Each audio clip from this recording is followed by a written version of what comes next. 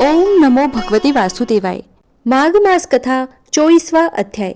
आज के अध्याय में हम सुनते हैं 23वें अध्याय से आगे की कथा।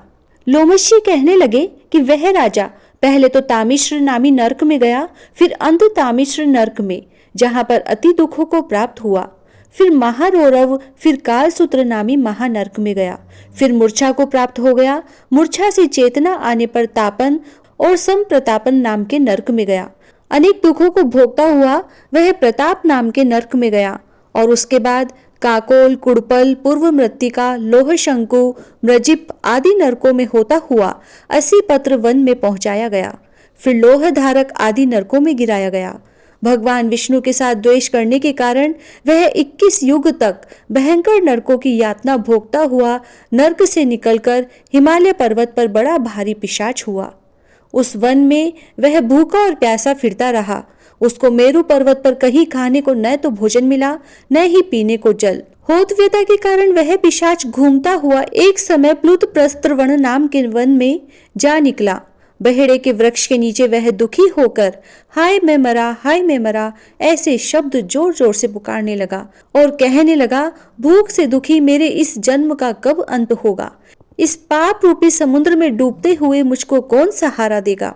फिर आगे लोमशी कहने लगे, इस प्रकार वेद पाठ करते हुए देवदूती ने उसके दुख भरे वचनों को सुना और वहां पर एक पिशाच को देखा, जिसकी लाल डरावनी आंखें, दुर्बल शरीर, काले काले ऊपर खड़े बाल, विकराल चेहरा, काला शरीर, लंबी सी जीभ बाहर निकली हुई, लंबे होठ, लंबी जांघें, लंबे लंबे पैर, सूखा चेहरा, आंखों में पड़े गड्ढे वाले पिशाच को देखकर देवदूती ने उससे पूछा कि तुम कौन हो और ऐसी करुणा से क्यों रोते हो?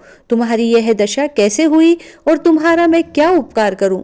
मेरे आश्रम पर आने के बाद कोई प्राणी दुखी नहीं रहता, वैष्णव लोग आनंद ही करते हैं। सो हे भद्र, तुम अपने इस दुख का कारण जल्दी कहो, क्योंकि विद्वान मनोरथ पाने के लिए विलंब नहीं किया करते।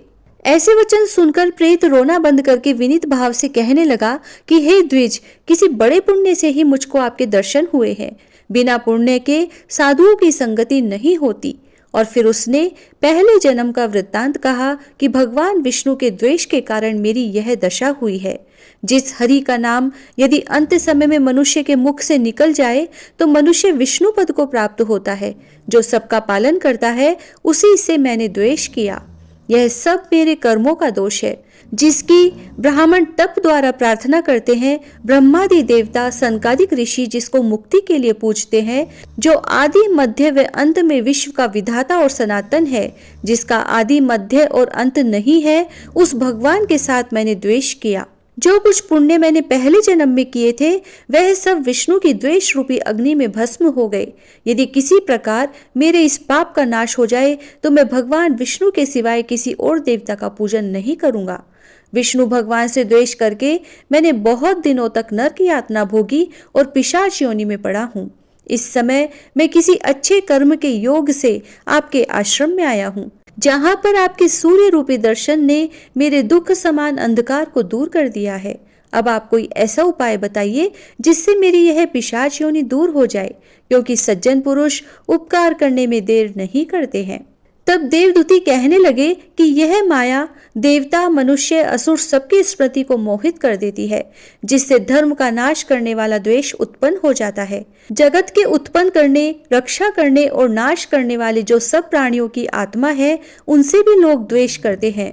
जिनके अर्पण करने से सभी कर्म सफल होते हैं, उनकी भक्ति से मुख मोड़ने वाले मूर्ख कौन सी गति को प्राप्त नहीं होते। चारों वर्णों का वेदोक्त हरि का भजन करना ही उत्तम है, अन्यथा कुमार्ग में चलने वाले मनुष्य नरक के गामी होते हैं। इसी कारण वेद विरुद्ध कर्मों को त्यागना चाहिए। अपनी बुद्धि से बचे हुए धर्म के मार्ग पर चलने से मनुष्य परलोक के पथ का भी नाश करते हैं।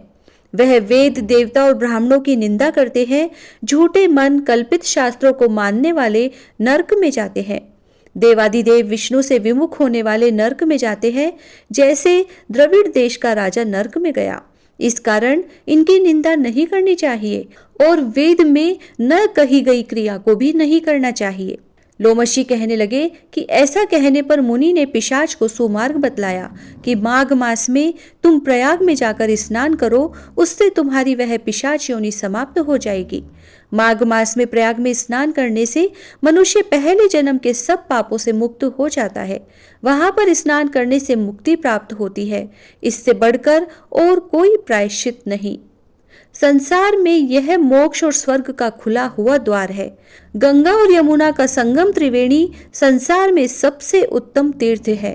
पाप रूपी बंधन को काटने के लिए यह कुल्हाड़ी है। कहाँ तो विष्णु सूर्य तेज गंगा यमुना का संगम और कहाँ यह तुच्छ पाप रूपी तृण की आहुति। जैसे घने अंधकार को दूर करने वाला शरद का चंद्रमा चमकता है, उसी तरह संगम के स्नान से मनुष्य पवित्र हो जाता है। मैं तुमसे गंगा यमुना के संगम का वर्णन नहीं कर सकता, जिसके जल की एक बूंद के स्पर्श से केरल देश का ब्राह्मण मुक्त हो गया। ऋषि के ऐसे वचन सुन प्रेत के मन में शांति उत्पन्न हो गई, मानो सब दुखों से छूट गया हो। प्रसन्नता से उसने विनय पूर्वक ऋषि से पूछा। ऋषि से उसने क्या पूछा, इसका वर्णन अगले अध्याय में आपको मिलेगा। ओम नमो भगवते वासुदेवाय। माघ मास महात्म 24वां अध्याय समाप्त। जय श्री राधे।